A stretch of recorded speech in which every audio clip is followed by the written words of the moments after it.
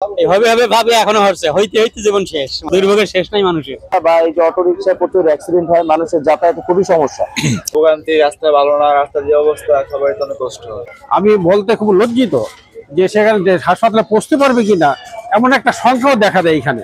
তুরাকের অধিকাংশ এই যে জায়গার মধ্যে রাস্তাঘাটের বেহাল অবস্থা পড়েছে, সামান্য বৃষ্টি হলেই অনেক জায়গা জলবদ্ধতা দেখা যায়। ভাঙা রাস্তা, গাড়ি চলাচল তো দূরের কথা, হাঁটাও অসম্ভব হয়ে পড়ছেন।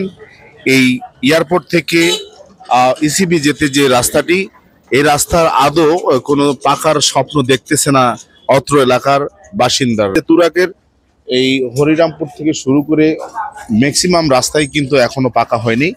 তবে এই এয়ারপোর্টের পিছন থেকে কালীগঞ্জ কালীবাড়ি এলাকা পর্যন্ত, অর্থাৎ মানিকগঞ্জের আগ পর্যন্ত যে রাস্তাটি রয়েছে, এই রাস্তাটি এখন পর্যন্ত পাকার স্বপ্ন দেখতেছেন অত্র এলাকার বাসিন্দার। ইটের চলি দিয়ে চলাচল হচ্ছে। আমরা স্থানীয় লোকজন এখানে আছে, আমরা কথা বলবো। রাস্তা কত বছর ধরে রয়েছে? 15 বছর ধরে। এভাবে ভাবে ভাবে এখনো হচ্ছে, হইতে হইতে জীবন শেষ মানুষের। রাস্তার হচ্ছে না, দুর্ভোগ শেষ, দুর্ভোগের শেষ নাই মানুষের। এর আগে যারা ছিল ক্ষমতাচ্যুত সরকার, তারা আসলে কি কতটুকু কাজ করছে এলাকায়? এই যে হিয়ারিং দিছে, ইট বিঠাইছে, এখন তো শেষ, এখন তো আইছে। দুর্ভোগ, দুর্ভোগ, জনগণের দুর্ভোগ। এটা দুর্ভোগ। বর্ষাকালে তো একবারে ঢুকা যায় না, ধান ক্ষেত হয়ে যায়। বর্ষাকালে ধান ক্ষেত হয়ে যায় একবারে, একদিন বৃষ্টি হলে ধান ক্ষেত। এইদিকে যে যাওয়া আসা করতেছেন, রাস্তার অবস্থা কেমন? আসলে এখানে রাস্তার অবস্থা আপনি দেখবেন যে পুরো এলাকাটা জুড়েই একবারে মাটির ইটের রাস্তা। তার মধ্যে হচ্ছে মানুষের বৃষ্টিতে তো মানুষের মানে বাসা থেকে বেরোনোর মতো পরিস্থিতি নাই। তার মধ্যে হচ্ছে যে বর্তমানে মানুষ এই যে এখন খরার দিন, তারপরও গাড়ি ঘোড়া বা এই যে অটো রিক্সায় প্রচুর অ্যাক্সিডেন্ট হয়, মানুষের যাতায়াতে খুবই সমস্যা। এটা আপনারা আরো এলাকাবাসীর আরো 5 জনের কথা শুনে দেখি, কিন্তু এটা দেখার কেউ নাই। এখানে কতদিন অটো চালান? আপনার প্রায় হবে 150-200 জন। এই যে যাওয়া আসা করেন, যাত্রীদের কি যাইতে কষ্ট হয় না? কষ্ট তো হয়, সবারই তো কষ্ট। আমাদের ভোগান্তি, রাস্তা ভালো না, রাস্তার যে অবস্থা সবাই তো অনেক কষ্ট হয়। ওই গাড়ির পার্টস পাতি খুব দ্রুত নষ্ট হয়ে যায়। আমরা যেহেতু জ্যাম লাগতেছে, আমরা অনেকের সাথে কথা বলবো। এই রাস্তাটা অনেকদিন যাবত পরিত্যক্ত অবস্থায়। এখানকার যে অবস্থা, গত 2 বছর আগে এখানে খালি ইটের সয়েলিং করা হয়েছে। এই ইটের সয়েলিং খালি মাটির মধ্যে থাকার খুবই অবস্থা খারাপ। কোনো অটো রিক্সা দিয়ে যে একটা লোক যাতায়াত করবে, তার যে অবস্থা, শারীরিক অবস্থা, আমার মনে হয় যে সে ঘি প্যারাসিটামল খেতে হয়।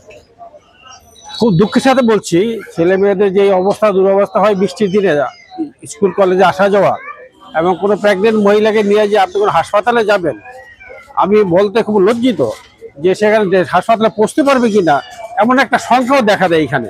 রাস্তার এত দুরবস্থা এখানে। এই বহু আশা পাইছি আমরা, কিন্তু কোনোদিন এই আশার আর পূরণ হয়নি। এমনকি কোনো ড্রেনেজ সিস্টেম নাই, মানুষ খুব মানবেতর জীবনযাপন করতেছে। আমি তো একটা রাস্তা আপনাকে দেখাই, আপনি অবাক হয়ে যাবেন, সেই রাস্তায় এখনো যেই পরিমাণ পানি, মানুষ এই দুর্গন্ধ দিয়ে যুক্ত পানি দিয়ে মানুষ আসা যাওয়া করে নাকে ধরে। আপনি যদি দয়া করে যান, আমি এখনই দেখাবো রাস্তায়। অনেক বড় সমস্যা হয়, যাওয়াতে কষ্ট হয়, রাস্তায় পানি থেকে হাঁটতে কষ্ট হয়। আমরা দোকানদার আছে, দোকানদার আপনার দোকানটা তো একটু নিচু, রাস্তাটা তো উঁচু। বৃষ্টি হলে আপনারা কি আসলে কি করেন? পানি আমরা রাস্তায় পানি জমে থাকে, কাদা চিটকায়ে রাস্তাতে দোকানের ভিতরে। এই তো রাস্তার কাজ করে না, এইভাবে রাস্তা কতদিন পড়ে আছে? অনেক বছর ধরে। তো মাঝখানে একটু হয়েছিল ইটের সোলিং, থাকে না তো, এটা থাকে না। আবার বৃষ্টি হলে তো তখন কি জ্যাম লাগে? জ্যাম লাগে, পানির জমে থাকে না, জ্যাম লাগে। এই রাস্তা দিয়ে চলাচল করে সব সময়? চলাচল করে, রাস্তা চলাচল করে করুন জানা, রাস্তাঘাট ভাঙা। তো কাজ করে নাই এর আগে যারা ছিলেন ক্ষমতায়? আরে কাজ করছে না ভাই। আমি রাস্তায় ছোট থেকে এলাকায় রয়েছি। আমাদের এলাকাটায় এমন তো উচ্চতর এলাকা, উন্নত মানের। পাশে আছে এয়ারপোর্ট, এয়ারপোর্টের বেরিবাদ। তো অপর পাশে আছে আবার যে আপনার আর্মি ক্যাম্প। তো দিক দিয়ে ভালো ভালো উচ্চতর মানের মানুষ যাওয়া আসা করে। তো আমাদের এই রাস্তার জন্য আমরা অনেক লজ্জিত। করতেছে। এয়ারপোর্টের পিছন থেকে মহানগর উত্তরের ডিএনসিসির যে যারা দায়িত্বে আছেন, তাদের সুদৃষ্টি আকর্ষণ করছেন এলাকার স্থানীয় বাসিন্দা যে এই প্রত্যন্ত এলাকায় যদি ভালো ভালো রাস্তাঘাট হয়ে থাকে, তাহলে এই বাউনিয়া এলাকায় কেন এই রাস্তাটি এভাবে অবহেলিত অবস্থায় আছেন, এবং তারা দ্রুত এর সমাধান চাচ্ছেন।